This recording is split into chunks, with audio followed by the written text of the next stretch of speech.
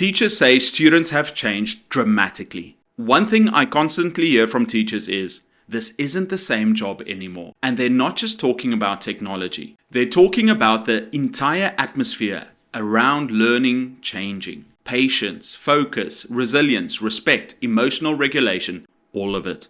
A lot of teachers genuinely feel like classrooms became harder almost overnight after smartphones and social media took over childhood. I'm a former teacher and now parent, and I can see a splitting that's happening in society, and it has nothing to do with politics, but connected. The splitting is parents who teach their kids versus those that don't. Why are teachers leaving in droves? And many of them are homeschooling their kids. If you were just leaving, it's one thing, but leaving and pulling your kids is a whole nother part. Generally speaking, here's what I saw. First of all, it is not cool to learn at all. It's not cool to be respectful to teachers or people in general. Being a victim is viewed as a good thing. And from a general sense, we have dumbed down schools. We are eliminating gifted classes, and just the class structure itself has changed. So what an honor student looks like today is not what it looked like 20 years ago. And the bottom, which used to be a baseline of had some semblance of knowledge and intellect, is now unable to read, unable to write, unable to think. And the school systems are passing these kids along regardless of that. Now, what teachers see is the dumbing down of society, the bringing everyone down. And so you might be the parent who's saying like, but I teach my kid, so they're going to be okay. Are they? Because if the school is now moving everything downward towards the bottom and having to deal with these bottom, is your kid being challenged, being pushed? Because what I've seen is that it now no longer is good to push through hard. If a kid complains and they're like, no, this is too hard, we are very quick to be like, all right, well, here's a way of making it easier. That's not how we grow. And it should be teachers who know this. But it doesn't help that they're not getting the support to push the upper level kids up higher. And because they're so busy with dealing with the bottom that they can't deal with the top. So then there's this split, and the top ones are not being challenged or pushed as much as they should be. And the bottoms are the ones being catered to, but it's so hard to move them anywhere with absolutely zero support from home. And that's what it all comes down to. The parents that spend time at home teaching their kid, pushing their kid, challenging their kid so that they excel and keep moving upward and learning how to deal with failure are going to do so much more in life just in general than the ones who are continued to be like, it's okay. It's okay to be offended. It's okay that you can't read. It's okay that you can't do that. We're just going to push you along. We're just going to push you along. It's fine. And along with this, it's a total lack of emotional intelligence, which is why a kid tries something, fails, and then it's, I'm stupid. I'm dumb. I'll never know this. Fixed mindset, closed mindset, and not having the mental capacity to understand that it's okay to fail, it's okay to make mistakes, and challenging things make you grow. That's why the thing is, whether the teacher leaves or doesn't leave, their kids are going to have a leg up because teachers realize that this is what's happening in schools and know that they have to challenge their kid more at home because it's not really going to be happening at school. And we're honestly seeing the beginning stages of the movie Idiocracy, where people get into society, they're kids that are going to become adults, where they can't read, they can't write, and they're so easily manipulated because they're always just flowing with the cool thing, and they're like, tell me what to do. Tell me what to do. Okay, I guess everyone else is doing this, so I'll just do it. There's absolutely no critical thinking, and that's how you end up with, wait, Gatorade is better because it has electrolytes. Come on, bruh, you should know that. And the thing is, that's moving towards the majority. So yeah, what are the things that are splitting us? It's the use of technology, it's the use of AI, and it is just plain and simple parents. And yes, the kids who only have one parent or divorced parents definitely are going to have an even tougher time with this, because that's a really hard thing to overcome given the school systems. So we are moving towards a haves and have-nots. But it's, you have good parents or you don't. And because all this is going on, being a good parent is actually becoming easier, not harder.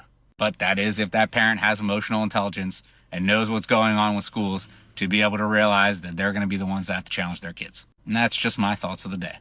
Honestly, I think home culture matters more now than ever before. Reading at home, conversations, routine, discipline, emotional support, all of it compounds over time. Halfway through the project, I had 5 kids come up and say, "Can we do something else now?" And that was the moment I realized. Our kids don't know how to stick with something anymore.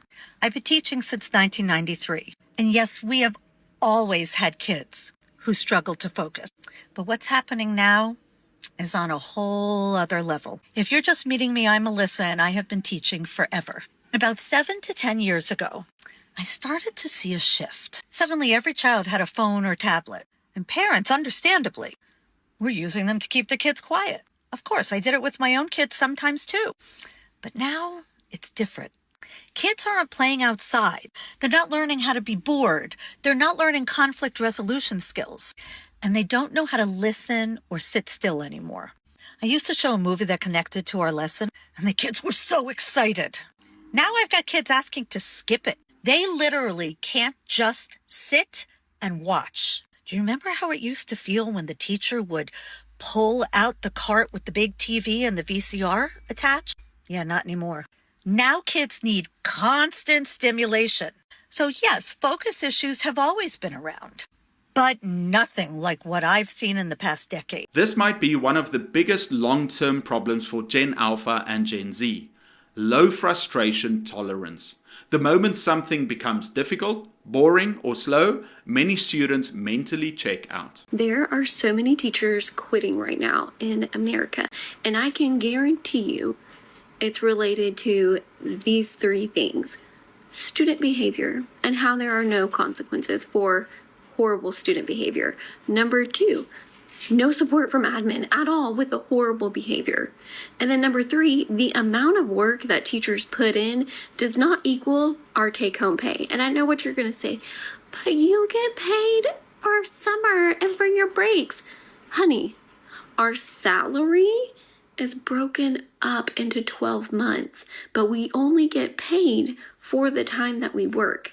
They just do teachers a favor and divide that by 12 so we get paid through the summer. But the amount of work that we do outside of the classroom, insane. Some of y'all wouldn't last a day in our shoes.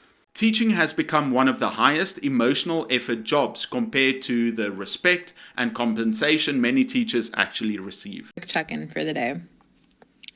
First period drove me nuts. That is my only 10th grade class. And what I'm learning is that they think everything is funny. Everything is hilarious. They don't take the work seriously. Let me show y'all. So I read through a poem with them, right? And I asked them to read this on their own. This is the passage. 1, 2, 3 paragraphs. This is too much, miss. 3 paragraphs is too much. And he says it with a smirk and a smile. And it made me mad. Because what do you mean reading a 3-paragraph passage is too much? That's too hard. How many words is this? 10th graders. Mind you, I remember reading Beowulf in 10th grade. Is that not what I was reading in 10th grade? Like, reading it and trying to comprehend. And they want to complain to me about 3 paragraphs. 3 paragraphs. I started contacting parents. Because if I'm stressed, you're about to be stressed with me. I'm not going to be the only one stressed in this situation. No way in hell. Please talk to them about taking school more seriously.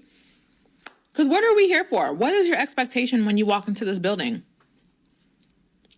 This is an English class. We're shocked and appalled and disappointed that we need to read and write. And I am asking them for the bare minimum, and they still complain. I'm over it. I'm done. I'm tired. It's exhausting. I have to repeat myself 1,000 times a day. And I just don't understand the confusion. Like, I don't get it because I wasn't this type of student. So I'm having a very hard time being, understanding. As an English teacher, this honestly hurts to hear.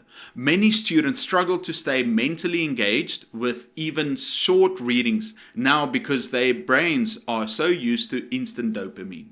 The difficult part is that teachers are now expected to solve problems that started far outside the classroom. Sleep deprivation, screen addiction, mental health struggles, lack of boundaries, lack of reading at home. Schools are trying to somehow hold all of that together at once. If you want more content for teachers, please like and subscribe.